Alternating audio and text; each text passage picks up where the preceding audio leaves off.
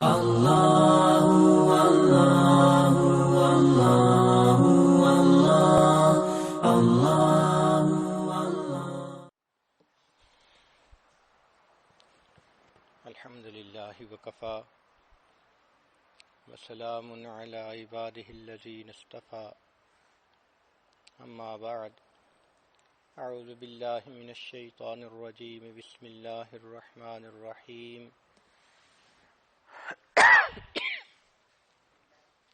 ومن آياته أن خلق لكم من أنفسكم أزواجا لتسكنوا إليها وجعل بينكم مودة ورحمة إن في ذلك لآيات لقوم يتفكرون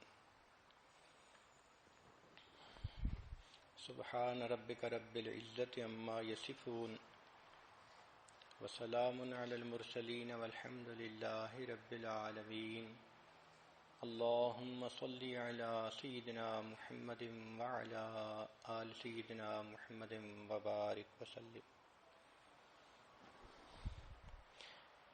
اللہ رب العزت کا لاکھ لاکھ احسان کہ اس کریم پروردگار نے ایک مرتبہ پھر صحت اور سلامتی کے ساتھ ایمان کی حفاظت کے ساتھ رمضان المبارک کا یہ بابرکت وقت عطا فرما دیا. ہم اللہ رب العزت کا جتنا شکر ادا کریں وہ تھوڑا ہے.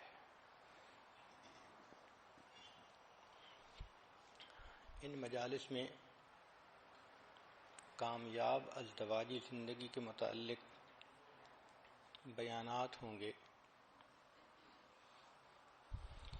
امید ہے کہ مستورات دل کے کانوں سے سنیں گی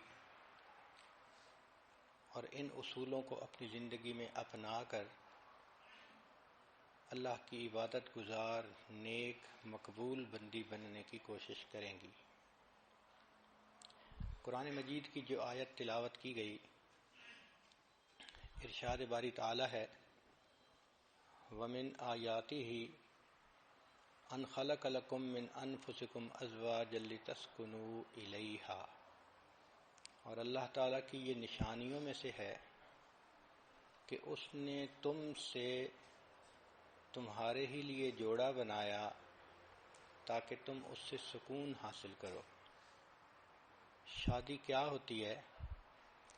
ایک مرد اور ایک عورت کے درمیان شرعی گواہوں کی موجودگی میں اللہ کے نام پر معاہدہ ہونا، اس کو شادی کہتے ہیں.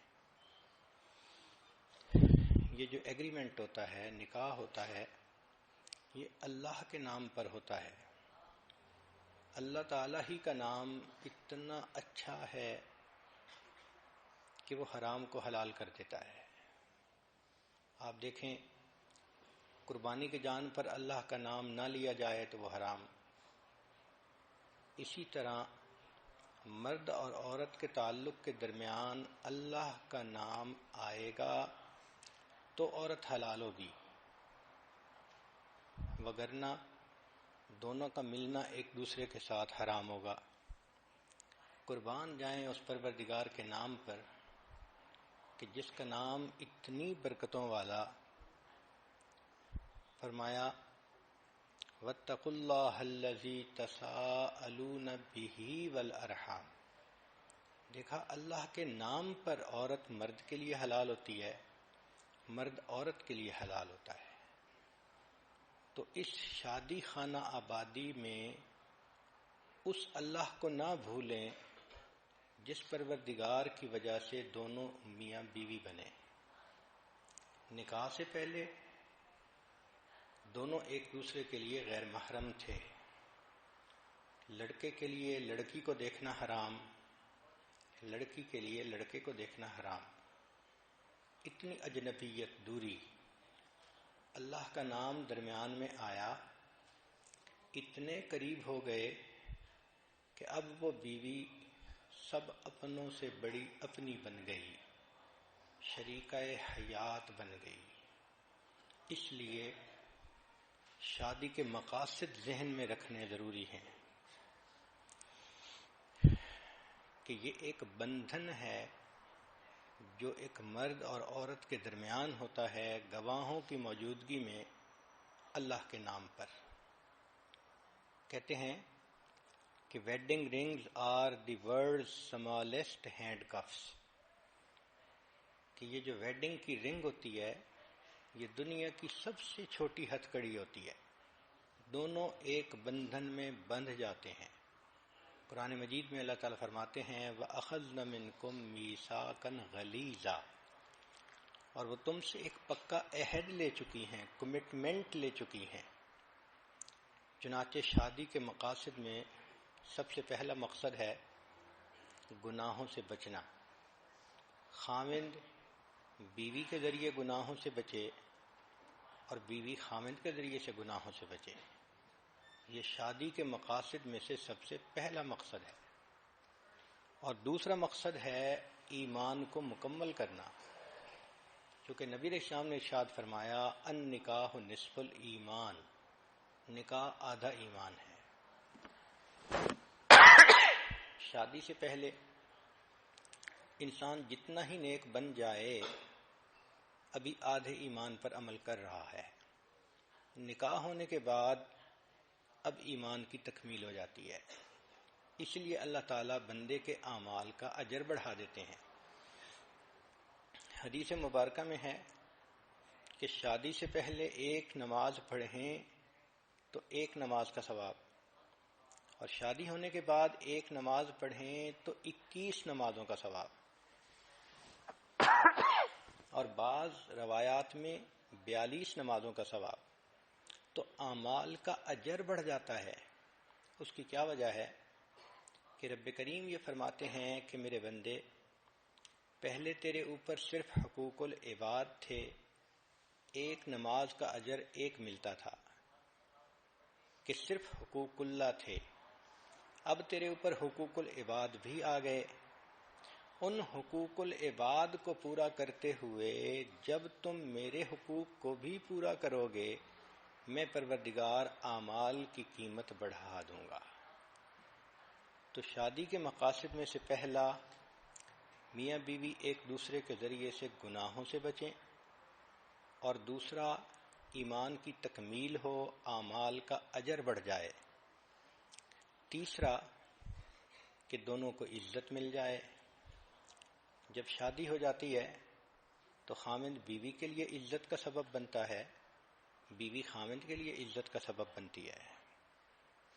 پھر چوتھا مقصد محبت کا ملنا، کہ میاں بیوی دونوں ایک دوسرے کو محبتیں دیتے ہیں، محبتیں تقسیم کرتے ہیں، اور محبتوں بھری زندگی ہوتی ہے. پھر پانچواں مقصد ہے شریک حیات کا ملنا، کہ انسان زندگی کا ساتھی پا لیتا ہے. زندگی کے حالات کے اتار چڑھاؤ میں کوئی اس کا اپنا ہوتا ہے، وہ ایک دوسرے کے ساتھ شیئر کر سکتے ہیں، وہ دونوں مل کر زندگی کے غموں کا بوجھ اٹھا سکتے ہیں. پھر چھٹا مقصد ہوتا ہے اولاد کا ہونا. چنانچہ فطری خواہش ہے ہر انسان کی کہ اولاد ہو. اس لیے انبیاء کرام جیسی بزرگ ہستیاں بھی اللہ سے اولاد کے لیے دعائیں مانگتی رہیں. حضرت زکریا علیہ السلام نے دعا مانگی رب انی وہن العظم منی واشتعل الرأس شیبا، اے میرے پروردگار اتنا بوڑھا ہو گیا ہوں کہ میری ہڈیاں بوسیدہ ہو گئیں اور میرے بال سفید ہو گئے، لیکن ابھی بھی میں آپ کے درگاہ سے اس نعمت کے حاصل کرنے میں مایوس نہیں ہوا، میں ابھی بھی دعا مانگتا ہوں. تو دیکھو بڑھاپے میں بھی انسان کی یہ تمنا ہوتی ہے. اسی طرح ہر عورت کے دل کی فطری خواہش ہوتی ہے کہ اللہ مجھے اولاد کی نعمت عطا فرمائے. اور ساتواں مقصد ہوتا ہے پرسکون زندگی گزارنا. اس لفظ کو سمجھنے کی کوشش کریں کہ آج کل ذہنوں میں یہ بات سما گئی کہ کوئی غم ہونا ہی نہیں چاہیے، پریشانی ہونی ہی نہیں چاہیے، ایک کافر کی سوچ اور ہوتی ہے، مومن کی سوچ اور ہوتی ہے۔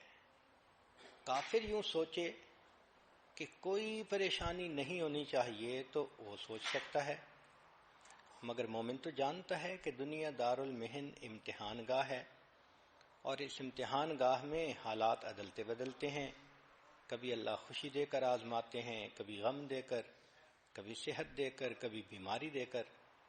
تو حالات کے اتار چڑھاؤ کو ایکسپیکٹ کرنا چاہیے۔ دنیا کی زندگی پھولوں کی سیج نہیں ہے، امتحان گاہ ہے۔ آپ کیا سمجھتی ہیں کہ جو دنیا کے بادشاہ ہوتے ہیں ان کو پریشانیاں نہیں ہوتی؟ توبہ توبہ، اتنے پریشان کہ ان کی پریشانیاں کسی شہر کے لوگوں میں تقسیم کر دیں تو شہر کے سارے لوگ پریشان ہو جائیں۔ تو مقصد سمجھیں کہ سکون پانا۔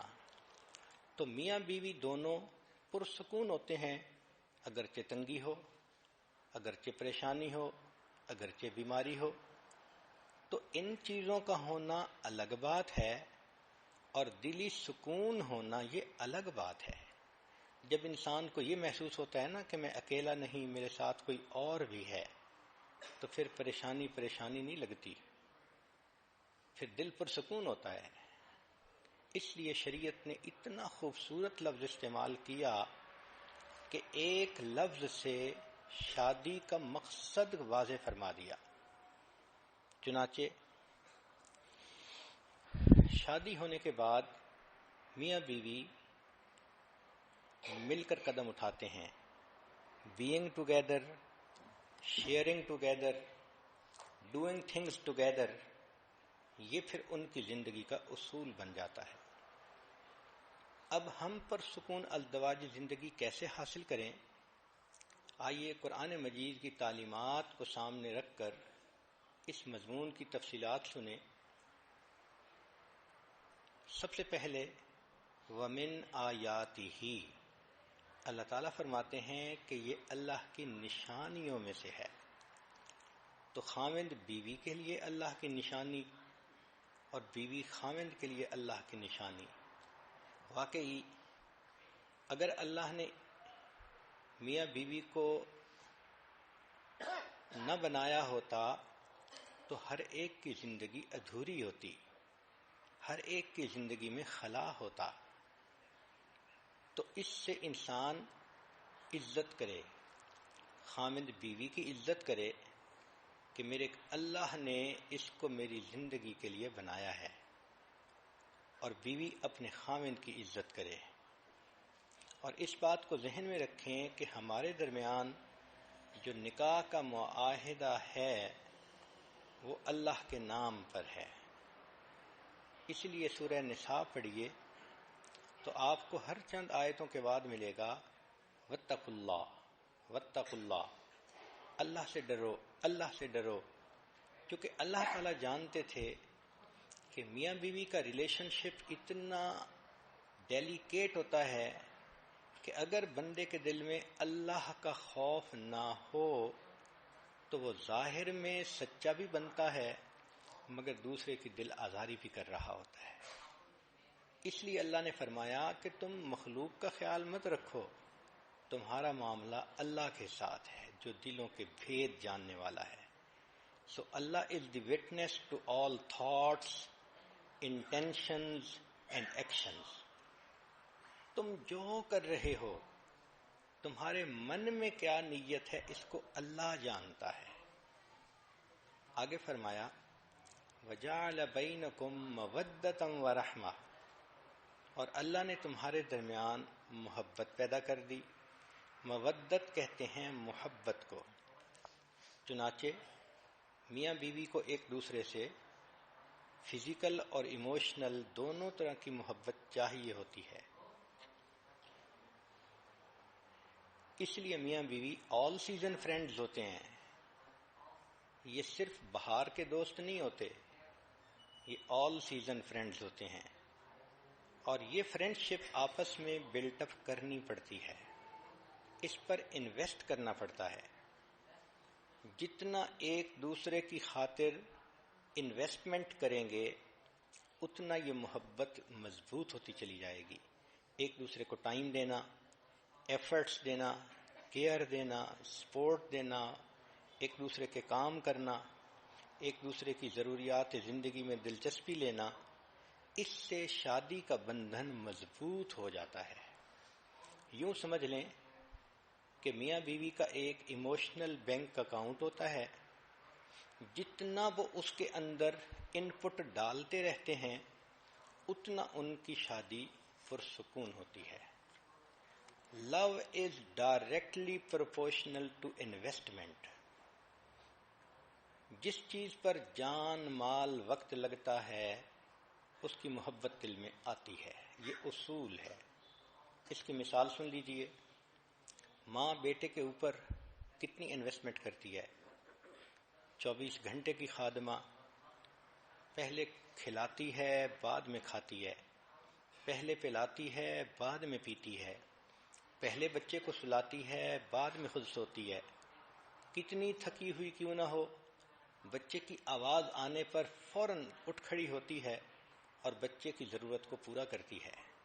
تو جب ماں بیٹے کو دودھ پلاتی ہے، اس کی کیئر کرتی ہے، لک آفٹر کرتی ہے، اتنا اس پر انویسٹمنٹ کرتی ہے تو بچے کی محبت بھی اس کے دل میں آ جاتی ہے.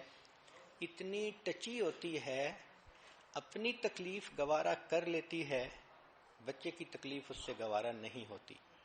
انسان تو انسان، جانوروں میں بھی ہم نے دیکھا کہ مدر اپنے بیبی کے بارے میں کتنی پوزیسو ہوتی ہے، پروٹیکٹیو ہوتی ہے. اس کی بنیاد کیا کہ ماں کی انویسٹمنٹ ہوئی ہوتی ہے. اب ایک ماں کا بیٹا ہو اور اس کو فوراً لے کر کسی اور کے حوالے کر دیں تو آپ دیکھیں گے کہ ان دونوں کے درمیان آپس میں محبت کا رشتہ گہرا نہیں ہوگا. اسی طرح جو لوگ دین کے اوپر جان مال اور وقت لگاتے ہیں ان کے دل میں دین کی عزت آ جاتی ہے، محبت آ جاتی ہے، قدر آ جاتی ہے. آج کے مرد لوگ بزنس پر اپنا وقت لگاتے ہیں، مال لگاتے ہیں، تو ان کو بزنس سے کتنی محبت ہوتی ہے. تو یہ ذہن میں رکھیں کہ جتنا ایک دوسرے کے لیے وقت دیں گے، قربانی دیں گے، ایک دوسرے کا خیال رکھیں گے، ایفرٹس کریں گے، اتنا یہ شادی کا رشتہ مضبوط ہوگا اور یہ محبت گہری سے زیادہ اور گہری ہوتی چلی جائے گی. تو میاں بیوی ایک دوسرے کو اون کریں. جہاں ایک دوسرے کی خاطر قربانیاں نہیں ہوتی وہاں تعلق کمزور ہوتا ہے. چنانچہ ایک واقعہ ہے، ایک لڑکی زینب کی شادی ہوئی اور اس کو ساس ایسی ملی کہ اللہ کی پناہ. چھوٹی چھوٹی بات پہ تنقید کرنے والی، سمجھانے والی، بتانے والی. میاں بیوی آپس میں بہت خوش تھے، مگر ساس ہر وقت کوئی نہ کوئی مشورہ دیتی تھی، کوئی پوائنٹ نکال لیتی تھی جس سے اس بچی کا دل دکھتا تھا، اس کا دل تنگ ہوتا تھا. چنانچہ 1 سال اس نے جب گزارا تو اس نتیجے پر یہ پہنچی کہ اس ساس کی موجودگی میں میری زندگی کبھی خوش نہیں گزر سکتی. تو اس کے دل میں ایک نفرت آ گئی، دشمنی آ گئی، عناد آ گیا. یہ ایک آنکھ اپنی ساس کو نہیں دیکھنا چاہتی تھی. اس کا دل چاہتا تھا زمین پھٹے اور یہ بوڑھی عورت اندر اتر جائے، میری جان چھوٹ جائے اس سے. ایک دن یہ بیمار تھی تو حکیم کے پاس گئی دوائی لینے کے لیے. تو وہاں اس کے دل میں شیطان نے یہ بات ڈالی کہ کیوں نہ حکیم صاحب سے میں کوئی ایسی دوائی لے لوں کہ جس کی وجہ سے میری ساس مر ہی جائے، میری جان چھوٹ جائے. چنانچہ اس نے رو دھو کر حکیم کو بتایا، میں بہت دکھی ہوں، میں بہت پریشان ہوں، آپ میری ہیلپ کریں، مجھے کوئی دوائی ایسی دیں جو میں ساس کو کھلاؤں اور میری جان چھوٹ جائے. حکیم سمجھدار تھا، اس نے کہا بہت اچھا، میں تمہیں دوائی تو دے دیتا ہوں، لیکن ایک بات ذہن میں رکھنا کہ اگر ایسی دوائی دی کہ فوری اثر کرے تو تمہارے نام لگ جائے گا، تمہارے اوپر لوگ شک کریں گے، تم اس کے قتل کرنے والی بن جاؤ گی۔ اس نے کہا بات تو ٹھیک ہے۔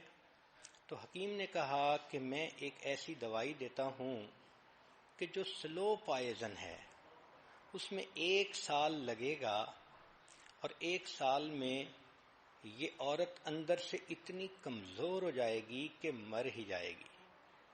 وہ بہت خوش ہو گئی کہ اچھا آپ ایسی دوائی مجھے دے دیں۔ چنانچہ حکیم نے ایک دوائی دے دی اور کہا کہ اس کو وقتاً فوقتاً کھلاتی رہنا، اور 1 سال کا عرصہ ہے، تمہاری جان چھوٹ جائے گی۔ اب دلہن سمجھتی تھی کہ میرا مسئلہ حل ہو گیا، مگر حکیم صاحب نے ایک مشورہ اور دیا کہ دیکھو، چونکہ یہ کام آپ خود کر رہی ہو تو دنیا آپ کو مجرم نہ سمجھے، اس لیے اب کوشش کرو کہ اس بوڑھی کی خدمت زیادہ کرو، اس کے قریب ہو جاؤ، اس کو اپنا بنانے کی کوشش کرو، تاکہ دنیا والے بھی یہ دیکھیں کہ تم تو اس کو بہت اہمیت دیتی تھیں، خدمت کرتی تھیں، اچھا وقت گزارتی تھیں، تو تمہارے اوپر کوئی شک بھی نہیں کرے گا۔ اس کو یہ بات بھی اچھی لگی، چنانچہ یہ آئی۔ اب اس نے اس کو اپنی ساس کو وہ دوائی دینی شروع کر دی، مگر ایک تبدیلی یہ آئی کہ اس نے ساس کو اب ذرا زیادہ وقت دینا شروع کر دیا، ان کی خیال رکھتی، ان کی بات مانتی، ان کا دل خوش کرنے کی کوشش کرتی، کہ تاکہ ساس بھی کہے کہ اس نے مجھے بہت محبت دی، اور خامد بھی یہی سمجھے کہ میری بیوی نے تو اس کی خدمت کرنے میں کوئی کمی نہیں چھوڑی۔ وہ اچھا بننا چاہتی تھی تاکہ قتل کا الزام اس کے سر پر نہ آئے۔ 1 سال اس نے خوب محنت کی اور اپنی ساس کی خدمت کر کے اپنے خامند کو بھی خوش کیا، ساس کو بھی خوش کیا۔ لیکن جب 1 سال گزرنے کے قریب آیا تو جب وہ تنہائی میں بیٹھ کر سوچتی کہ اب میری ساس مر جائے گی، تو اب اس کے دل کو خوشی کی بجائے غم ہوتا، کیونکہ اب قریب ہونے کی وجہ سے اس کو محبت ڈیولپ ہو چکی تھی۔ چنانچہ 1 سال کے بعد وہ روتی ہوئی پھر حکیم کے پاس آئی اور کہنے لگی کہ پلیز آپ مجھے اس زہر کا کوئی اینٹی ڈوٹ دے دیں، میں نہیں چاہتی کہ میری ساس مرے، وہ اتنی میرے ساتھ اچھی ہو گئی ہے، میں اس کے ساتھ اتنی کمفرٹیبل فیل کرتی ہوں کہ میں نہیں چاہتی کہ وہ فوت ہو۔ جب اس نے یہ کہا تب حکیم صاحب نے بتایا کہ بہت اچھا، میں نے اس کو زہر نہیں دی تھی، ایک عام دوائی دے دی تھی تاکہ تمہارے دل کو تسلی رہے کہ زہر دی جا رہی ہے، لیکن جو میں نے تمہیں نصیحت کی تھی کہ ساس کی خدمت کرو، وقت دو، اس کی بات مانو، اصل تو یہ بنیاد تھی۔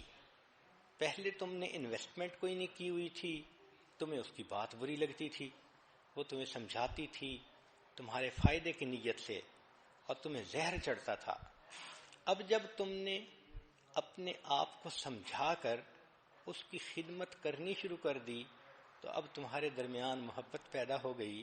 پریشان نہ ہونا، تمہاری ساس ابھی نہیں مرے گی، اپنی طبعی زندگی گزارے گی۔ اب اس لڑکی کے آنکھوں سے پھر آنسو آ گئے، یہ غم کے آنسو نہیں تھے، یہ خوشی کے آنسو تھے۔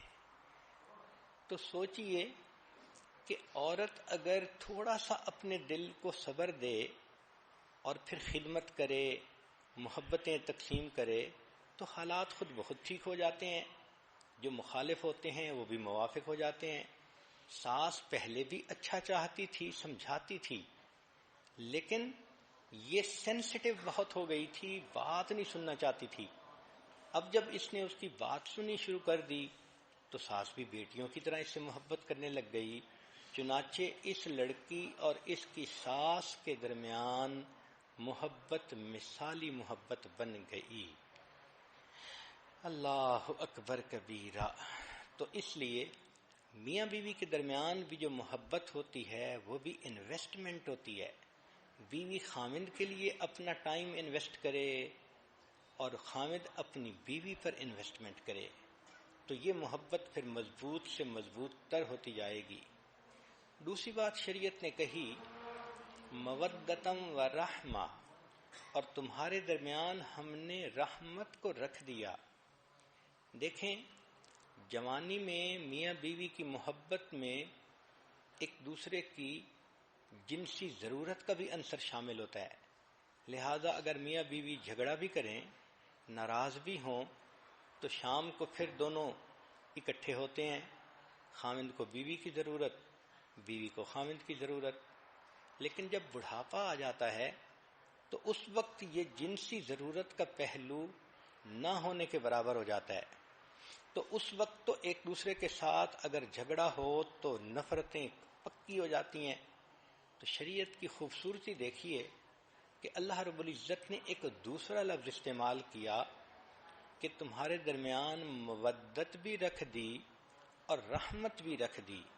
رحمت کہتے ہیں کہ اب تم ایک دوسرے کے ساتھ جو زندگی کا اتنا عرصہ گزار چکے، اب اس کی قدردانی کرو اور اس کی وجہ سے ایک دوسرے کے ساتھ درگزر کا معاملہ کرو۔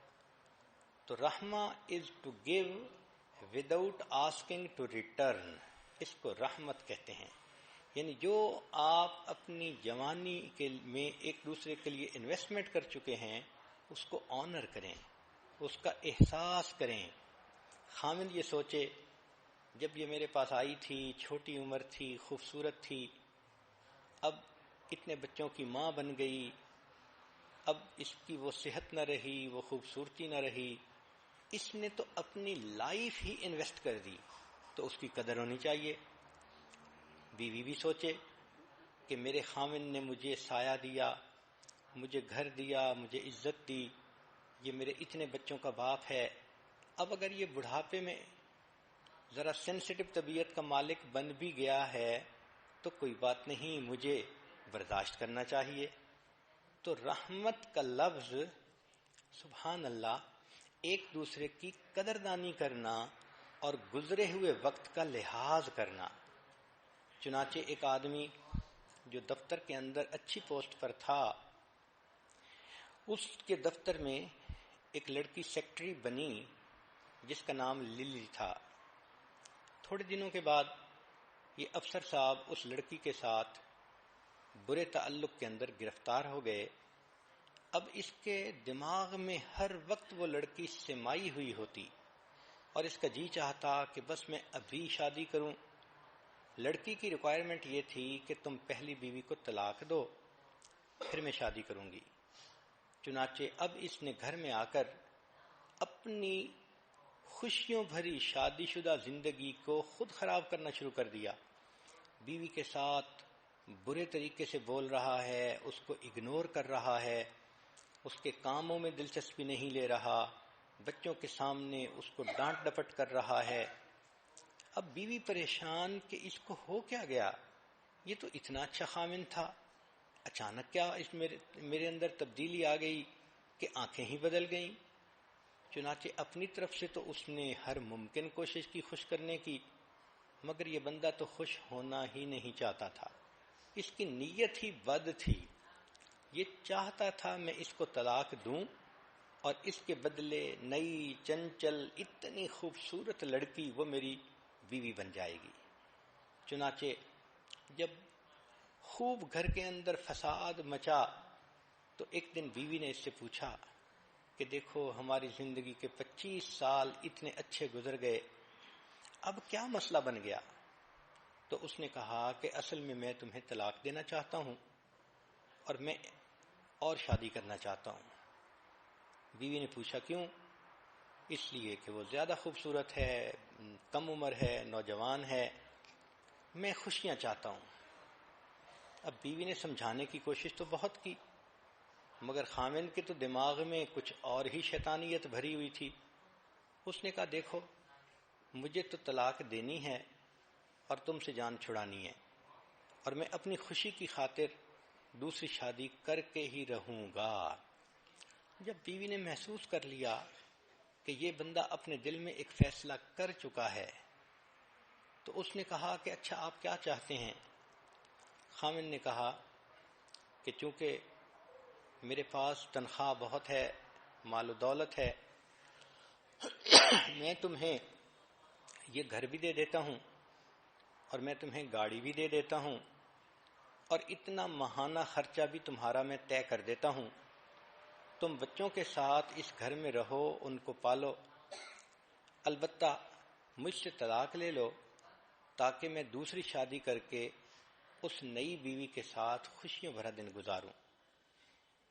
بیوی تھوڑی دیر خاموش رہی، پھر کہنے لگی کہ اچھا میری شرط یہ ہے کہ نہ مجھے مکان چاہیے، نہ مجھے تمہارا ماہانہ خرچہ چاہیے اور نہ مجھے تمہاری گاڑی چاہیے۔ اس نے کہا پھر کیا چاہیے؟ اس نے کہا کہ بس میری شرط یہ ہے کہ تم مجھے محبت بھرا 1 مہینہ دے دو اور اس 1 مہینے میں اس طرح محبت سے رہو جیسے ہم اس وقت محبت سے رہتے تھے جب ہماری شادی ہوئی تھی، ابتدائی دنوں میں۔ خامن نے کہا کہ یہ تو بہت آسان کام ہے، 1 مہینہ اس کو محبتیں دو، پیار دو اور پھر جان ہی چھوٹ جائے گی۔ چنانچہ خامن نے اس کے ساتھ یہ عہد کر لیا۔ اب چونکہ میاں بیوی میں عہد تھا تو بیوی نے اسے کہا کہ دیکھو جب شادی ہوئی تھی میں دلہن تھی، آپ ایسے آتے تھے، ایسے بیٹھتے تھے، ایسے بات کرتے تھے، میں بھی آپ سے ایسے بات کرتی تھی، لہذا ہم نے یہ مہینہ اسی حالت میں گزارنا ہے۔ خامن نے کہا بہت اچھا۔ چنانچہ دونوں نے آپس میں خوب گرم جوشی کا اظہار کیا، محبتوں کا اظہار کیا، میل ملاپ کیا، باتیں کیں، بیٹھے، اور جیسے ہنی مون کا وقت ہوتا ہے دونوں نے اس طرح وقت فارغ کر لیا۔ اب جب کچھ دن گزرے تو خامن نے یہ دیکھا کہ یہ بیوی 25 سال پہلے جب میرے پاس آئی تھی کتنی خوبصورت تھی، کتنی سمارٹ تھی، کتنی اچھی تھی، اب 25 سال کے بعد یہ 5 بچوں کی ماں بن گئی، اب صحت بھی اس کی کمزور ہو گئی، کچھ بینائی بھی کمزور ہو گئی، بلڈ پریشر کی مریضہ بھی بن گئی، اب معدے کے السر کا بھی مسئلہ ہے۔ اب یہ بیچاری جب اکیلی رہے گی تو خامند کے بغیر اس کی زندگی کیسی ہوگی؟ کیونکہ دونوں قریب وقت گزار رہے تھے تو خامند نے ایسا سوچنا شروع کر دیا۔ تو پہلے تو وہ اپنے خیالات کو جھٹک دیتا اور یہی سوچتا کہ نہیں میں نے دوسری لڑکی سے شادی کرنی ہے، لیکن قریب رہنے سے محبتیں بڑھتی ہیں، اپنائیت ہوتی ہے، احساس ہوتا ہے انسان کو، جتنا بھی کوئی پتھر دل ہو اس کو بھی محسوس ہوتا ہے۔ چنانچہ 1 مہینہ جب قریب رہے تو آخری دن بیوی یہ ایکسپیکٹ کر رہی تھی کہ آج مجھے طلاق کا کاغذ مل جائے گا، لیکن آخری دن فلورسٹ کی طرف سے پھولوں کا ایک گلدستہ آیا اور اس گلدستے پر خامند کی طرف سے یہ پیغام لکھا ہوا تھا کہ جس طرح میں نے محبت بھرا یہ مہینہ تمہارے ساتھ گزارا، میں زندگی کے باقی دن بھی اسی طرح محبت سے گزاروں گا، میں دوسری شادی نہیں کروں گا۔ تو یہ آپس میں ایک دوسرے کے ساتھ انویسٹمنٹ ہوتی ہے۔ محبت ایک دوسرے کی خاطر قربانی کرنے کا دوسرا نام ہے۔ اس لیے شریعت نے مودت کا لفظ بھی استعمال کیا اور رحمت کا لفظ بھی استعمال کیا کہ جب بچے جوان ہو جائیں تو اب میاں بیوی کو ایک دوسرے کے ساتھ نفرتوں کی زندگی نہیں گزارنی، بلکہ ایک دوسرے کے ساتھ احساس کرنا ہے، محبتوں بھری زندگی گزارنی ہے۔ اب بغیر ریٹرن کے دوسرے کو کچھ دینا ہے۔ اس لیے کہتے ہیں کہ you can give without loving but you can not love without giving. جب محبت ہوتی ہے تو انسان بڑھاپے میں ریٹرن کے بغیر بھی دوسرے کو محبتیں دیتا جاتا ہے۔ یہ جو گیونگ کی انجوائمنٹ ہے یہ کچھ اور ہوتی ہے۔ اس لیے بڑھاپے میں ایک دوسرے کی کوتاہیوں سے، کمزوریوں سے درگزر کرنا اور برداشت کر لینا، اس لیے شریعت نے رحمت کا لفظ استعمال کیا. کہتے ہیں کہ a good marriage is the union of two for givers, یعنی بیوی خامند کی کوتاہیوں سے درگزر کرے، خامند بیوی کی کوتاہیوں سے درگزر کرے. پھر شریعت نے کہا لِتَسْكُنُوا إِلَيْهَا، تاکہ تم سکون پاؤ. اب یہ سکون جو ہے انسان کو تب ملتا ہے جب دونوں نیک بن کر ایک دوسرے کے ساتھ محبت بھری زندگی گزارتے ہیں. یہاں بعض مفسرین نے ایک عجیب نکتہ لکھا ہے. وہ کہتے ہیں کہ عربی زبان میں ہر حرف کے اوپر ایک حرکت ہوتی ہے، ضمہ، فتحہ، کسرہ. ہم اردو میں کہہ دیتے ہیں زبر، زیر اور پیش، اور جس پر کوئی حرکت نہ ہو اس کو کہتے ہیں کہ اس کے اوپر سکون ہے. تو اس کا مطلب یہ کہ سکون زندگی میں ہو. گویا میاں بیوی یہ عہد کریں کہ ہم ایک دوسرے کے ساتھ ایک بندھن میں بندھ گئے، اب ہم کسی غیر کے ساتھ کوئی حرکت نہیں کریں گے جو ہماری زندگی کو خراب کرے. ہم ایک دوسرے کے لیے مخصوص ہو گئے ہیں، بکنگ ہو گئی ہے ہماری ایک دوسرے کے لیے. اگر اس سکون کو اردو کا لفظ سمجھ لیں تو اردو میں کہتے ہیں خوشی ہونا، دل میں پریشانی کا نہ ہونا، اس کو سکون کہتے ہیں. یعنی خامد اتنا اچھا بنے کہ بیگم بے غم بن جائے، اور بیوی اتنی اچھی بنے کہ مرد اس کا ہمدرد بن جائے. دونوں کی زندگی بندگی بن جائے، اس کو سکون کہتے ہیں. اس لیے شریعت نے کہا کہ گھر میں سکون ملتا ہے، بیوی سے سکون ملتا ہے، رات میں سکون ملتا ہے. وَجَعَلَ اللَّيْلَ سَكَنًا، بیوی کے بارے میں فرمایا لِتَسْكُنُوا إِلَيْهَا، گھر کے بارے میں فرمایا وَسَكَنْتُمْ فِي مَسَاكِنِكُمْ. تو انسان اگر پرسکون زندگی گزارنا چاہتا ہے اپنے گھر میں اپنی بیوی کے ساتھ دن رات کا وقت گزارے، تب اس کو پرسکون زندگی گزر سکتی ہے. جو شادی شدہ لوگ سڑکوں پر چوراہوں میں سکون ڈھونڈتے پھرتے ہیں وہ بیچارے قابل رحم ہوتے ہیں. ان کو شیطان نے بہکایا ہوتا ہے، وہ دھوکہ کھائے ہوئے لوگ ہوتے ہیں. بھلا سڑکوں پہ سکون کہاں ملتا ہے؟ ہوس ملتی ہے، حسرت ملتی ہے، پریشانی ملتی ہے، اللہ کے ہاں ناکامی ملتی ہے. سکون تو ملتا ہے اس طریقے سے زندگی گزارنے پر جو طریقہ ہمیں شریعت نے بتایا ہے. چنانچہ قرآن مجید کی تعلیمات پر غور کریں تو شریعت نے کہا ہن لباس لکم وانتم لباس لہن. خامند بیوی کا لباس ہے اور بیوی خامند کے لیے لباس ہے. اب دیکھو یہ خوبصورتی ہے شریعت کی کہ ایک لفظ میں میاں بیوی کے تعلق کو ڈیفائن کر دیا گیا.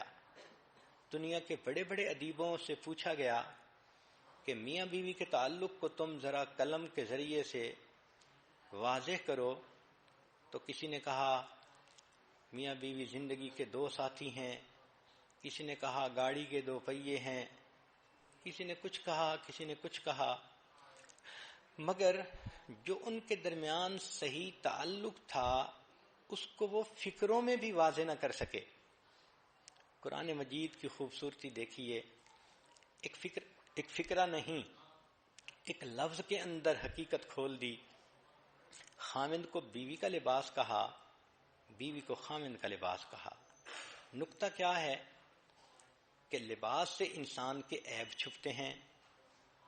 بیوی کے عیب خامند کی وجہ سے چھپتے ہیں، خامند کے عیب بیوی کی وجہ سے چھپتے ہیں. پھر سردی گرمی میں انسان کپڑوں سے اپنا بچاؤ کرتا ہے. اسی طرح زندگی کی سردی گرمی میں بیوی خامند کے ذریعے سے پروٹیکشن لیتی ہے، خامند کو بیوی کے ذریعے سے پروٹیکشن ہوتی ہے. پھر انسان کپڑے پہنتا ہے تو خوبصورت نظر آتا ہے. عورت کی تو بات ہی اور ہے کہ اللہ نے اس میں بہت حیا رکھی ہوتی ہے. مرد ہی کو سوچ لیں کہ اگر اس کو کوئی کہہ دے کہ ہم تمہیں بے لباس کر دیں گے تو مرد کا جی چاہتا ہے کہ زمین پھٹ جاتی، میں اندر اتر جاتا اس سے پہلے کہ میرا لباس کوئی میرے جسم سے اتارے۔ تو لباس کے بغیر انسان دوسرے کے سامنے آنا گوارا نہیں کرتا، لباس سے اس کو زینت ملتی ہے۔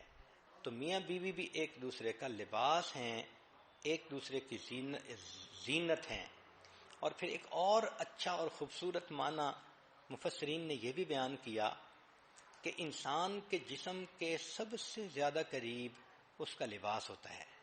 آپ غور کریں تو لباس سے زیادہ تو انسان کے قریب اور کچھ نہیں ہوتا، لباس جسم کے ساتھ چپکا ہوا ہوتا ہے، اس طرح جسم ساتھ ہوتا ہے۔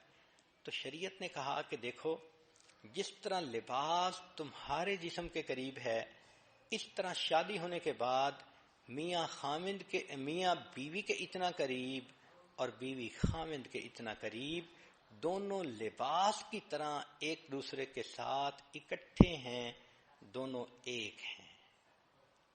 اس لیے کہتے ہیں کہ chains do not hold a marriage together, it is threads, hundreds of tiny threads which sew husband and wife together through years. سال گزرتے ہیں، میاں بیوی ایک دوسرے کے ساتھ محبتوں بھری زندگی گزارتے گزارتے تو یہ سوئی دھاگے کے جیسے ٹانکے لگ جاتے ہیں اور چیز جڑ جاتی ہے، اس طرح میاں بیوی کے دل جڑ جاتے ہیں۔ شادی میں یہ کوتاہی کی جاتی ہے کہ خامن چاہتا ہے بس بیوی آئیڈیل ہو اور اپنی ذمہ داریاں پوری کرے، خود نہیں سوچتا کہ مجھے بھی تو آئیڈیل بننا چاہیے اور مجھے بھی تو بیوی کی ضروریات کو پوری کرنی چاہیے۔ تو یہ جو ہوتا ہے نا کہ دوسرے سے ایکسپیکٹیشن زیادہ رکھنا اور خود نہ کرنا، یہ شادی کے فیلیور کا بڑا سبب ہوتا ہے۔ اس لیے کہتے ہیں کہ success in marriage does not merely come through finding the right mate but through being the right mate. ہم شادی کے بعد اچھے ساتھی خود بنیں گے تو پھر دوسرا بھی انسان اچھا بن جائے گا۔ اللہ اکبر کبیرہ۔ تو یہ شادی جب ناکام ہوتی ہے تو شادی ناکام نہیں ہوتی، لوگ ناکام ہوتے ہیں، دو بندے ناکام ہو جاتے ہیں اپنی زندگی کے مقصد میں۔ اس لیے میاں بیوی ایک دوسرے کے ساتھ محبت پیار کی زندگی گزاریں۔ ہمارے حضرت مرشد عالم رحمۃ اللہ علیہ فرمایا کرتے تھے جہاں محبت موٹی ہوتی ہے وہاں عیب پتلے ہوتے ہیں، اور جہاں محبت پتلی ہوتی ہے وہاں عیب موٹے ہوتے ہیں۔ جب محبت کمزور ہوتی ہے تو خامند کو بیوی میں بہت کوتاہیاں نظر آتی ہیں اور بیوی کو خامند میں بہت کوتاہیاں نظر آتی ہیں۔ اس لیے کوشش یہ کریں کہ یہ محبت مضبوط ہو تاکہ کوتاہیاں نظر ہی نہ آئیں اور انسان پیار کی زندگی گزارے۔ کہتے ہیں کہ ایک شخص تھا جس کا نام تھا مجنون، ویسے تو قیس اس کا نام تھا، قیس کہتے ہیں عقل مند کو، تو یہ عقل مند نوجوان تھا مگر ایک لڑکی پر فریفتہ ہو گیا جس کا نام لیلا تھا۔ ایسا دل دے بیٹھا کہ بیچارہ اپنے آپ سے ہی گیا، ہر وقت لیلا کی خیال، لیلا کی سوچ، لیلا کی باتیں، چنانچہ اس کے تذکرے بہت لوگوں میں مشہور ہو گئے۔ تو ایک حاکم وقت تھا، اس نے جب یہ سب سٹوریز سنی تو اس نے کہا کہ میں لیلا کو بلا کے دیکھوں تو صحیح کہ وہ کتنی خوبصورت ہے جو ایک مرد اس کے اوپر اتنا عاشق ہو گیا۔ جب اس نے اس کو بلایا تو دیکھا کہ وہ تو عام ایوریج لڑکی کی طرح تھی، تو اس نے اسے کہا کہ تو اتنی خوبصورت تو نہیں ہے۔ تو فارسی میں شاعر نے اس کو یوں کہا کہ از دیگر خوباں تو افزون نیستی، کہ تو باقی نازنینوں سے زیادہ خوبصورت نہیں، گفت خامش کیوں تو مجنون نیستی۔ لیلا نے جواب دیا خاموش رہو، یہ بات تم اس لیے کر رہے ہو کہ تم مجنو نہیں ہو، میرا حسن دیکھنے کے لیے مجنو کی آنکھ چاہیے۔ تو بات تو اس نے بہت سچی کی کہ مجنو کی آنکھ سے اگر بیوی کو دیکھو تو بیوی لیلا نظر آئے گی، پھر بیوی مس یونیورس نظر آئے گی، پھر بیوی کائنات کی سب سے زیادہ خوبصورت عظیم ہستی نظر آئے گی۔ آنکھ میں محبت ہونی چاہیے۔ اس لیے شریعت کہتی ہے کہ محبت ایک دوسرے کے ساتھ ہو تو پھر عیب پتلے ہو جاتے ہیں۔ ایک مرتبہ مجنو کو اس کے باپ نے کہا، بیٹا تیری وجہ سے میری بہت بدنامی ہوئی، چل میں تجھے حرم لے جاتا ہوں، تو وہاں چل کے توبہ کر تاکہ یہ سب بدنامیاں ختم ہو جائیں۔ تو مجنو اپنے والد کے ساتھ حرم شریف چلا گیا۔ غلاف کعبہ پکڑ کے باپ ساتھ کھڑا ہے تو مجنو نے دعا مانگنی شروع کی۔ اب والد نے تو یہ کہا تھا کہ دعا مانگ اور لیلا کی محبت سے ہمیشہ کے لیے جان چھڑا، تو مجنو نے غلاف کعبہ پکڑ کر دعا مانگی، الہی الہی تبت من کل المعاصی ولکن حب لیلا لا اتوب۔ اے اللہ میں ہر گناہ سے توبہ کرتا ہوں مگر لیلا کی محبت سے توبہ نہیں کرتا۔ اور ساتھ یہ بھی کہا کہ الہی لا تسلبنی حبہا ابدا، اے اللہ اس کی محبت کبھی میرے دل سے نہ نکالنا۔ وَيَرْحَمَ اللَّهُ عَبْدًا قَالَ آمِينَ، اور اللہ میری دعا پر جو آمین کہہ دے اس بندے کے گناہ بھی معاف کر دینا۔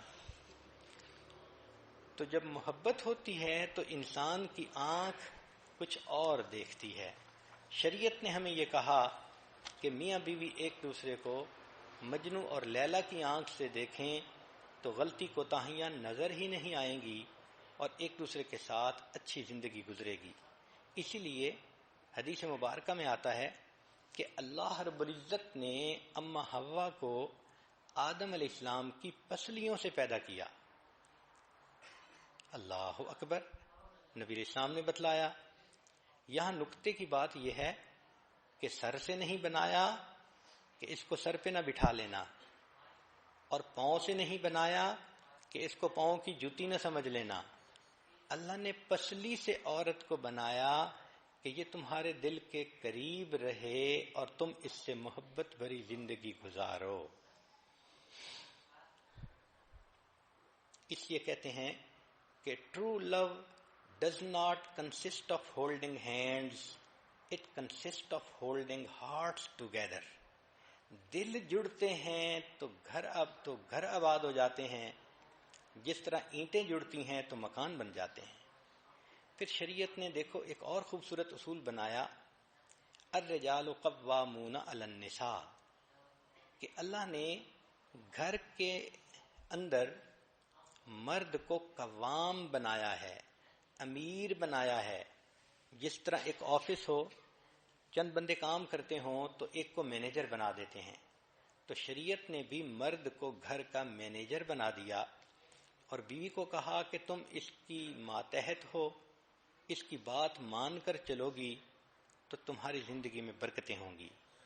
آج ایک بڑی غلطی گھروں میں یہ بھی ہوتی ہے کہ عورت چاہتی ہے کہ حکومت میری ہو، بات میری چلے، خامن میری انگلیوں کے اشاروں پہ ناچے۔ یہ ایک بہت بے وقوفی والی سوچ ہے۔ جس کو رب نے ذمہ دار بنایا تو برکتیں تو اب اسی کے ساتھ ہیں۔ اس لیے ایک دوسرے کے ساتھ آرگومنٹس کرنا اور اپنی برتری کو ثابت کرنے کی کوشش کرنا، میرے فیصلے زیادہ بہتر ہوتے ہیں، میں زیادہ پڑھی لکھی ہوں، میں زیادہ اچھی ہوں، میرا آئی کیو لیول، یہ سب بے وقوف کی باتیں ہیں۔ بھئی آپ سب کچھ ہو مگر وہ مرد آپ کا امیر ہے، اور مامور کی کامیابی امیر کی اطاعت میں ہوتی ہے۔ اللہ تعالیٰ تو یہ دیکھیں گے کہ تم نے خامند کی فرمانبرداری کتنی کی۔ اس لیے life is short, don't make it shorter by arguments. کیا ضرورت ہے جھگڑوں میں پڑنے کی، پرسکون زندگی گزاریں۔ ایک واقعہ سن لیجئے، خالد رضی اللہ عنہ ایک صحابی ہیں، ان کی بیوی کا نام ہے رملہ، اور یہ رملہ حضرت زبیر رضی اللہ عنہ کی بیٹی تھیں، عبداللہ ابن زبیر رضی اللہ عنہ کی بہن تھیں۔ اسماء رضی اللہ عنہ جو صدیق اکبر رضی اللہ عنہ کی بیٹی ہیں، یہ ان کی بیٹی تھیں۔ چنانچہ رملہ اور خامد آپس میں اچھی زندگی گزار رہے تھے، مگر ان کے خامد خالد لانو کو عبداللہ ابن زبیر لانو سے کوئی رنجش تھی۔ وہ کہتے تھے کہ اس کی طبیعت میں سختی زیادہ ہے، یہ دوسرے بندے کی بات کو وزن نہیں دیتے۔ چنانچہ ایک موقع پہ دونوں اکٹھے تھے گھر میں، یعنی خالد لانو بھی تھے اور عبداللہ ابن زبیر لانو بھی آ گئے۔ تو دونوں میں کچھ بات ہوئی تو خالد لانو نے کچھ غصے سے اپنے جذبات کا اظہار کر دیا۔ عبداللہ ابن زبیر لانو نے جواب بھی دیا، تو گویا دو مردوں کے درمیان کچھ ہاٹ ورڈز جو تھے وہ ایکسچینج ہوئے۔ رملہ خاموشی کے ساتھ ایک طرف بیٹھی رہیں۔ جب عبداللہ ابن زبیر چلے گئے تو خامد نے بیوی کو کہا کہ تمہارا خامد اور تمہارا بھائی آپس میں بحث کر رہے تھے اور تم آرام سے ایک طرف بیٹھی رہیں، کیا مسئلہ تھا؟ تو رملہ نے کہا، ہم عورتیں ہیں، اللہ نے ہمیں پھول بنایا ہے کہ تاکہ ہمارے خامد ہماری خوشبو سے لذت اٹھائیں، ہمیں ان جھگڑوں میں پڑنے کی کیا ضرورت ہے۔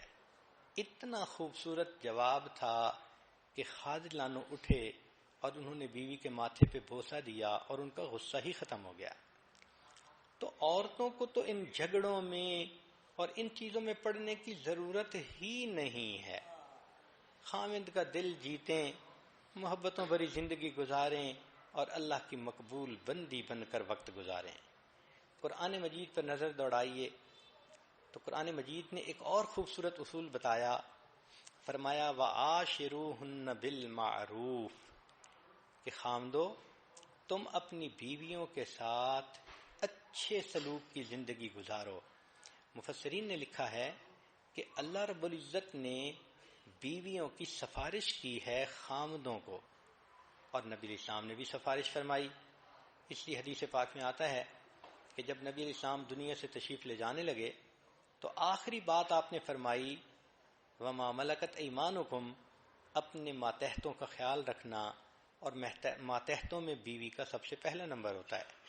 تو گویا بیوی کے لیے دو بڑی بڑی سفارشیں ہیں، ایک اللہ کی سفارش ہے اور ایک رسول اللہ صلی اللہ علیہ وسلم کی سفارش ہے۔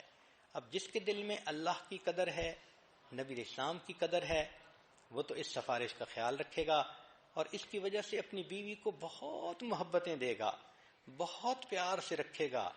ہر وقت کی ڈانٹ ڈپٹ، ہر وقت کی سختی، ہر وقت کی بے رخی کی باتیں وہ کبھی بھی ایسا نہیں کرے گا، بلکہ محبت پیار سے رکھے گا کہ میرے مالک نے بھی سفارش کی اور میرے آقا نے بھی سفارش کی، اور جو آج اس سفارش کا لحاظ نہیں کرے گا کل قیامت کے دن اللہ کی رحمت کا وہ حصہ نہیں پا سکے گا۔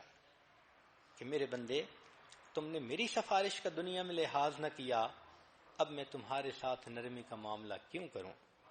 حضرت تھانوی رحمۃ اللہ نے واقعہ لکھا ہے، ایک بندے کی بیوی سے بڑی غلطی ہو گئی، چاہتا تو طلاق دے دیتا، گھر بھیج دیتا، مگر اس نے دیکھا کہ بیوی بہت زیادہ ریپینٹ کر رہی ہے تو اس نے اس کو اللہ کے لیے معاف کر دیا۔ کچھ عرصے بعد یہ خامد کی وفات ہوئی، خواب میں کسی نے دیکھا تو پوچھا کیا ہوا، تو اس نے کہا کہ اللہ کے حضور پیشی ہوئی، اللہ رب العزت نے فرمایا تم نے اپنی بیوی کو میری بندی سمجھ کے معاف کیا تھا، آج میں تمہیں اپنا بندہ سمجھ کے معاف کر دیتا ہوں۔ تو ہم ایک دوسرے کی غلطیوں سے درگزر کریں گے، اس کے بدلے اللہ ہماری غلطیوں سے درگزر فرمائیں گے۔ تو کامیاب ازدواجی زندگی کے لیے دو نکتے کی باتیں ذرا ذہن میں رکھ لینا۔ ایک تو یہ کہ شادی کے بعد میاں بیوی کو اپنی ایک لینگویج ڈیولپ کر لینی چاہیے، اس کو کہتے ہیں لینگویج آف میرج۔ ایک دوسرے کو محبت کی نظروں سے دیکھنا، مسکرا کے دیکھنا، پیار بھرے لفظ ایک دوسرے کو ایکسچینج کرنا، اشارے کرنا، یہ سب کے سب مل ملا کر ایک لینگویج بنتی ہے جس کو لینگویج آف میرج کہتے ہیں۔ جس میاں بیوی کے درمیان یہ لینگویج ڈیولپ نہیں ہوئی ان کی زندگی کبھی پرسکون نہیں گزر سکتی۔ تو ایک تو میاں بیوی میرج کی لینگویج کو ڈیولپ کریں، اشارے کنائے ہوں، میاں بیوی کے اشارے کنائے تو ایسے ہوتے ہیں کہ شاعر نے لکھ دیا میانے عاشق و معشوق رمزیست کرامن کاتبین راہم خبر نیست، کہ میاں بیوی کے درمیان ایسے اشارے ہوتے ہیں کہ فرشتوں کو بھی پتہ نہیں چلتا، وہ میسج پاس آن کر جاتے ہیں۔ تو ایک تو اس لینگویج کا ڈیولپ ہونا ضروری ہے، اور دوسرا جیسے آپ مختلف مضمون سکول میں پڑھتی ہیں، سائنس کا مضمون، کیمسٹری کا مضمون، فزکس کا مضمون، تو آج آپ کو ایک مضمون پڑھائیں جس کو کہتے ہیں arithmetic of marriage. Arithmetic of marriage یعنی شادی کا یہ الجبرا ہے۔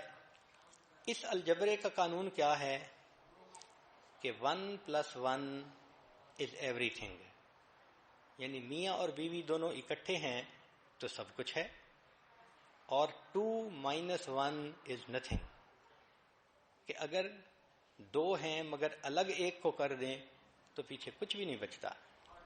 تو یہ ارتھمیٹک کی ایکویشن یاد کر لیں کہ 1+1 is everything اور 2-1 is nothing۔ اب لب لباب آج کی گفتگو کا کہ اگر میاں بیوی چاہتے ہیں کہ ایک دوسرے کے ساتھ پرسکون ازدواجی زندگی گزاریں تو اس کا طریقہ یہ ہے کہ دونوں اللہ کے فرما بردار بندے بن کر زندگی گزاریں۔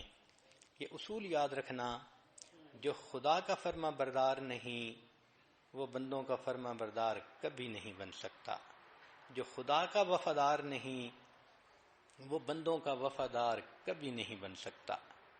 اسی لیے جو نیک نہیں ہوتے خامن بیویوں کے سامنے جھوٹ بولتے ہیں، سبز باغ دکھاتے ہیں، الٹے سیدھے بہانے بناتے ہیں، اندھیرے میں اس کو رکھتے ہیں اور قسمیں کھا کر کہیں نہ کہیں اپنی انوالومنٹ کی زندگی گزار رہے ہوتے ہیں۔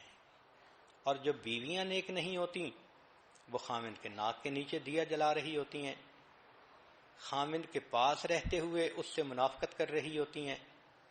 تو اصل چیز یہ ہے کہ ہم اللہ کے بندے بنیں گے تو ایک دوسرے کے ساتھ بھی ہم پرخلوص زندگی گزار سکیں گے۔ لہذا ازدواجی زندگی کامیاب گزارنے کے لیے دونوں نیک بن جائیں تو محبتیں گہری ہو جاتی ہیں۔ شریعت نے بھی کہا الطیبات للطیبین والطیبون للطیبات۔ عورت اس چیز کو سمجھنے کی کوشش کرے کہ نیکی کے اندر مقناطیسیت ہوتی ہے۔ جس طرح مقناطیس مضبوط ہو تو لوہے کے ٹکڑے کو کھینچ کے چپکا لیتا ہے، عورت کے اندر اگر نیکی ہوگی تو خامد کو کھینچ کے وہ چپکا لے گی، مقناطیس بن جائے گی۔ اس لیے انگریزی کے دو لفظ ہیں، ایک ہے نو NO نو، اس کا مطلب ہوتا ہے نہیں، اور ایک ہے KNOW نو، اس کا مطلب ہوتا ہے جاننا۔ تو اصول یاد رکھیں کہ نو اللہ نو پیس۔ جن کی زندگی میں اللہ کا تصور نہیں، وہ من مرضی کرتے ہیں، نفس کی زندگی گزارتے ہیں، ان کی زندگی میں نو پیس، امن آ ہی نہیں سکتا۔ نو اللہ KNOW، اللہ کو جانو گے تو یو ول نو پیس، پھر تمہیں اللہ تعالیٰ امن کی زندگی بھی عطا فرما دیں گے۔ تو نیکی پہ اگر میاں بیوی متفق ہو جائیں تو زندگی پرسکون گزرتی ہے۔ عورتوں کو چاہیے خود بھی نیک بنیں، گھر کے ماحول کو بھی نیکی والا بنائیں، اپنے میاں کو بھی نیکی کی طرف کھینچ لیں۔ جتنا وہ اللہ کے قریب ہوتا جائے گا اتنا اپنی بیوی کو بھی دل کے قریب کرتا چلا جائے گا۔ اس لیے کہنے والے نے کہا کہ پیشانی بغیر جھومر کے بھی اچھی لگ سکتی ہے اگر اس پر سجدوں کے نشان ہوں، آنکھیں بغیر سرمے کے خوبصورت لگ سکتی ہیں اگر ان میں حیا ہو، پلکیں بغیر مسکارے کے اچھے لگ سکتی ہیں اگر شرم سے جھکی ہوئی ہوں، اور قد بغیر ہیل والی جوتی کے بھی اونچا ہو سکتا ہے اگر انسان کی شخصیت میں بلندی ہو۔ اپنی شخصیت میں بلندی پیدا کریں، اپنے اخلاق کردار کے اندر عظمت پیدا کریں، یہ اصل حسن ہے جو پوری زندگی انسان کے پاس رہتا ہے۔ میں بات کو ختم کرتا ہوں ایک شاعر کے اشعار پر. کیا اچھے شعر اس نے کہے. اگر تم حسن چاہو تو میرے چہرے پہ مت جاؤ. اگر تم حسن چاہو تو میرے چہرے پہ مت جاؤ کہ چہرے بجھ بھی جاتے ہیں. میری قامت کو مت دیکھو کہ قامت ٹوٹ جاتی ہے. طلب ہے حسن کی تو پھر میری گہرائی میں جھانکو. میرے اندر جو انسان ہے وہ سب سے خوبصورت ہے. کہ جو اندر کا انسان ہے جب یہ خوبصورت بن جاتا ہے تو پھر انسان آپس میں بھی ایک دوسرے کے ساتھ محبتوں بھری زندگی گزارتا ہے اور اللہ کا بھی مقبول اور پسندیدہ بندہ بن جاتا ہے. وآخر دعوانا ان الحمد للہ رب العالمین. تھوڑی دیر کے لیے مراقبہ کر لیجئے، آنکھوں کو بند کر لیجئے، سر کو جھکا لیجئے. دنیا اور جو کچھ دنیا میں ہے اس سے ہٹ کٹ کے اللہ رب العزت کی یاد میں ڈوب جائیے.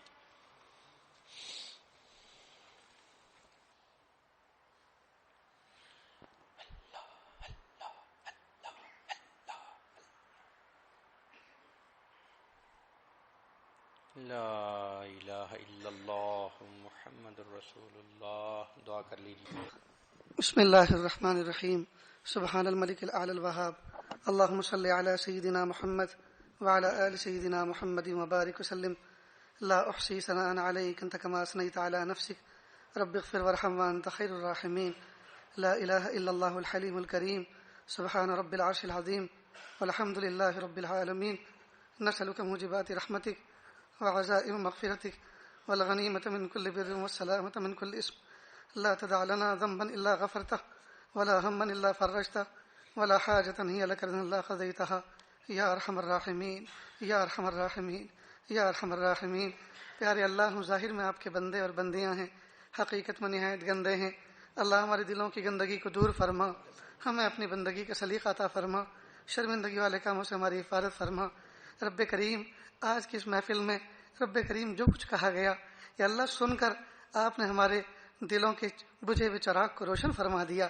یا اللہ عمل کی توفیق دے کر یا اللہ ہمارے اجڑے ہوئے چمن کو بھی پربہار بنا دیجئے. رب کریم مہربانی کا معاملہ فرما دیجئے. پیارے اللہ، ان تعلیمات کو پوری دنیا میں عام کرنے کی توفیق عطا فرما دیجئے. یا اللہ ان پر سچے صحیح معنی میں عمل کی توفیق عطا فرما دیجئے. یا اللہ ہماری ازدواجی زندگی جو آپس میں روٹھی ہے، اجڑی ہے، یا اللہ اس کو آباد فرما دیجئے. رب کریم آباد فرما دیجئے. یا اللہ ہماری زندگی کو عائشہ صدیقہ رضی اللہ تعالیٰ عنہ اور اللہ کے محبوب صلی اللہ علیہ وسلم کی ازدواجی زندگی کا نمونہ بنا دیجئے. یا اللہ ان تعلیمات سے ناواقفیت کی وجہ سے ہمارے گھر جہنم کے نمونے بنے ہوئے ہیں. یا اللہ ان پر عمل کی برکت سے اللہ جنت کے نمونے بنا دیجئے. یا اللہ جنت کے نمونے بنا دیجئے. یا اللہ زندگی کے ازدواجی زندگی کے 50-60 سال گزرنے کے باوجود یا اللہ آج تک محبتیں ویسی نہ ہو سکی قائم جس طرح ہونی چاہیے تھی. یا اللہ ہم بہت بڑے مجرم ہیں، اللہ ہمیں معاف فرما دیجیے. اللہ آپ ہمیں معاف فرما دیجیے. اللہ آپ ہمیں معاف فرما دیجیے اور عمل کی بے انتہا کوشش کرنے کی توفیق عطا فرما دیجیے. رب کریم، ہم عاجز مسکین بندے ہیں، کمزور ہیں. یا اللہ عمل کی توفیق آپ ہی دیں گے تو ملے گی. رب کریم توفیق دے دیجئے. رب کریم توفیق دے دیجئے. یا اللہ زندگی گزر چکی، سجدوں میں سوائے ٹکر مارنے کے کچھ نہ ملا. یا اللہ تلاوت بے حلاوت ہے، ذکر بے سرور ہے. یا اللہ نمازیں بے لطف ہیں. یا رب کریم تلاوت کی حلاوت عطا فرما، ذکر کا سرور عطا فرما. یا اللہ طاعت کی لذت عطا فرما. یا اللہ ہمارے ظاہر کو حضور پاک صلی اللہ علیہ وسلم کی سنتوں سے منور فرما اور ہمارے باطن کو اپنی معرفت کے نور سے جگمگا دیجئے. رب کریم اپنی محبت عطا فرما دیجئے. یا اللہ رمضان مبارک کا قیمتی عشرہ پہلا گزر چکا، دوسرا گزر چکا، تیسرا بھی ہاتھوں سے نکلا جا رہا ہے. یا اللہ اس کی برکتیں عطا فرما دیجئے. یا اللہ ہمیں جہنم سے بخشے یا اللہ ہمیں اپنے عذاب سے اور ناراضگی سے بخشائے بندوں میں شامل فرما لیجئے. رب کریم اپنا قرب عطا فرما دیجئے. یا اللہ رمضان مبارک کے اس آخری عشرے کے اندر یا اللہ اپنا قرب خاص عطا فرما دیجئے. یا اللہ اعتکاف کی ان مبارک دعاؤں میں یا اللہ ان مجالس کے اندر یا اللہ ہمیں قرب خاص عطا فرما دیجئے. یا اللہ ہماری اعتکاف اس زندگی کی اس اعتکاف کو ہماری زندگی کا حسین اعتکاف بنا دیجیے. یا اللہ اس رمضان کو زندگی کا حسین رمضان بنا دیجیے. یا اللہ زندگی کا قیمتی حصہ ہم نے آپ کی نافرمانی میں گزار دیا. یا اللہ جو زندگی کے دن بچے ہیں اللہ فرما برداری میں گزارنے کی توفیق عطا فرما. یا اللہ آنے والی زندگی کو گزری ہوئی زندگی کا کفارہ بنا، آنے والے ایام کو گزرے ایام سے بہتر بنا. پیارے اللہ کب تک پھیکی زندگی گزارتے رہیں گے؟ یا اللہ اب تو محبت و بھری زندگی گزارنے کی توفیق عطا فرما. پیارے اللہ اپنی سچی محبت دے دیجیے. اللہ اپنی سچی معرفت دے دیجیے. دیجیے. یا اللہ آپ ناراض نہ ہوئیے. یا اللہ آپ ہم سے ناراض ہو گئے ہیں اور آپ کو ناراض ہونے کا حق ہے. یا اللہ ہم کھاتے آپ کا دیا ہوا ہیں, پیتے آپ کا دیا ہوا ہیں, رہتے آپ کی سرزمین پر ہیں. پیارے اللہ پھر بھی آپ کی نافرمانی کر رہے ہیں. یا اللہ آپ کتنے حلیم ہیں, اس سب کے باوجود آپ ہمیں برداشت کیے ہوئے ہیں. رب کریم اے حلیم رب آپ کا آپ کے حلم کا واسطہ, اے غفور رب آپ کو غفوریت کا واسطہ, اے رحیم رب آپ کو آپ کی رحیمیت کا واسطہ. یا اللہ ہمیں اپنا بنا لیجئے, اللہ ہمیں اپنا بنا لیجئے. یا اللہ آپ نے تو خود فرمایا والصلح خیر, اور صلح کے اندر خیر ہے. اللہ جب صلح کرنے بیٹھے ہیں اللہ ہماری صلح کو قبول فرما لیجیے. اللہ ہماری صلح کو قبول فرما لیجیے. یا اللہ ہم رمضان کے فقیر بن کر بیٹھے ہیں. یا اللہ ہم نے دیکھا دروازوں پہ جب فقیر آتے ہیں تو چھوٹے چھوٹے بچے بھی ماں باپ سے درخواست کرتے ہیں, امی یہ رمضان کا فقیر ہے, یہ خالی ہاتھ نہ لوٹے. پیارے اللہ رمضان کے فقیر کو خالی ہاتھ نہیں لوٹایا جاتا. یا اللہ رمضان مبارک کے مہینے میں آپ سے بھیک مانگ رہے ہیں. یا اللہ خالی ہاتھ نہ لوٹائیے. اللہ خالی ہاتھ تو لوٹائیے, دے دیجیے. اللہ دے دیجیے. آپ نے تو فرمایا انما الصدقات للفقراء, صدقات تو فقراء کا حق ہیں. یا اللہ اور آگے آپ نے تو فرمایا کہ اللہ غنی ہے اور آپ فقراء اور محتاج ہیں. پیارے اللہ ہم فقراء ہیں. جب آپ نے ہمیں فقیر کہا تو اللہ صدقات بھی تو فقراء کے لیے ہوتے ہیں. اللہ اپنی محبت کا صدقہ دے دیجیے, اپنی معرفت کا صدقہ دے دیجیے. اللہ اپنے قرب کا صدقہ دے دیجیے, اپنے احسان کا صدقہ دے دیجیے. اللہ دے دیجیے. رب کریم آپ کے پاس نعمتوں کے خزانے ہیں اور ہمارے پاس ہم فقیر ہیں. یا اللہ جب آپ کے پاس نعمتوں کے خزانے ہیں اور وہ آپ کے کسی کام کے نہیں ہیں, آپ نے بنائے ہیں دینے کے لیے, اللہ ہم بیٹھے ہیں لینے کے لیے. اللہ جی دے دیجئے. رب کریم محبت دے دیجئے, معرفت دے دیجئے, مقام احسان دے دیجئے, مقام ولایت دے دیجئے, مقام قرب دے دیجئے. رب کریم دے دیجئے. یا اللہ ان سب کے دینے سے آپ کا کچھ نہیں بگڑے گا. رب کریم ہمارا کام بن جائے گا. اللہ جی آپ ہمارا کام بنا دیجئے, اور اگر نہیں ملا تو یا اللہ کام بگڑ جائے گا, جہنم کا ایندھن بن جائیں گے. اللہ جی معاف کر دیجئے. اللہ معاف کر دیجئے. یا اللہ عذاب کی آیتیں برحق ہیں, یا اللہ وعیدیں برحق ہیں, لیکن پیارے اللہ رب کریم ہم پر اس چیز کا غلبہ ہے. پیارے اللہ آج تک کسی ماں نے باہوش و حواس اپنے بچے کو چولہے میں نہیں ڈالا. رب کریم دہکتے ہوئے تپتے ہوئے توے کے اوپر نہیں بٹھایا. رب کریم آپ 70 ماؤں سے زیادہ مشفق و مہربان ہیں. رب کریم آپ ہمیں اپنے جہنم میں کیسے ڈالیں گے. رب کریم آپ ہماری مغفرت فرما دیجئے. رب کریم اپنا قرب عطا فرما دیجئے. یا اللہ اس مجمع کے اندر نہ جانے کتنے دکھیارے کتنے غم کے مارے بیٹھے ہوئے ہیں. یا اللہ یہ آوازیں پردے کے پیچھے جہاں مستورات میں جا رہی ہیں, یا اللہ ان کے دلوں کے اندر نہ جانے کیسی تمنائیں ہیں اور کیسے نیک مقاصد و ارادے ہیں. رب کریم آپ کے علاوہ کسی کے سامنے کہتے ہوئے شرماتی ہیں. رب کریم ان کی دلی تمناؤں کو پورا فرما. جن کو نکاح کیے وہ زمانہ گزر چکا اور ان کی گود اولاد سے خالی ہیں, رب کریم کیسی حسرتوں بھری ان کے دن اور رات گزرتے ہوں گے. یا اللہ ان کو نرینہ اولاد عطا فرما. یا اللہ نیک صالح اولاد عطا فرما. یا اللہ جو صاحب اولاد ہیں ان کی اولادوں کو فرما بردار بنا, ان کی آنکھوں کی ٹھنڈک بنا. رب کریم جو بچیاں یا اللہ عمر کو پہنچ چکی ہیں, یا اللہ عافیت کے ساتھ نیک صالح رشتے عطا فرما, نیک صالح جوڑے عطا فرما. رب کریم جو ماں باپ بوڑھے ہو چکے ہیں اور جوان بچے بچیاں گھروں میں ہیں, یا اللہ عافیت کے ساتھ ان کے کندھوں سے ان کے فرائض ادا کرنا آسان فرما. رب کریم رمضان مبارک کی قیمتی ایام گزر رہے ہیں. یا اللہ سحر افطار میں جو خدمت کی جماعت خدمت کرتی ہے, یا اللہ ان کی جھولیاں بھر دیجیے. یا اللہ بے انتہا قبول فرما لیجیے. پیارے اللہ مدارس دینیہ, مکاتب قرآنیہ, مساجد اسلامیہ اور وہ خانقاہیں جو اللہ اللہ سکھایا جاتا ہے اور مراکز دعوت و تبلیغ کے اللہ پوری حفاظت فرما. اقامت دین کے لیے جتنی کوششیں دنیا بھر میں ہو رہی ہیں رب کریم عافیت کے ساتھ قبول فرما. یا اللہ مانگنا نہیں آتا, بن مانگے عطا فرما, مانگنے کا ڈھنگ اور سلیقہ عطا فرما. وصلی اللہ تعالی علی خیر خلقہ محمد و آلہ و اصحابہ اجمعین برحمتک یا ارحم الراحمین.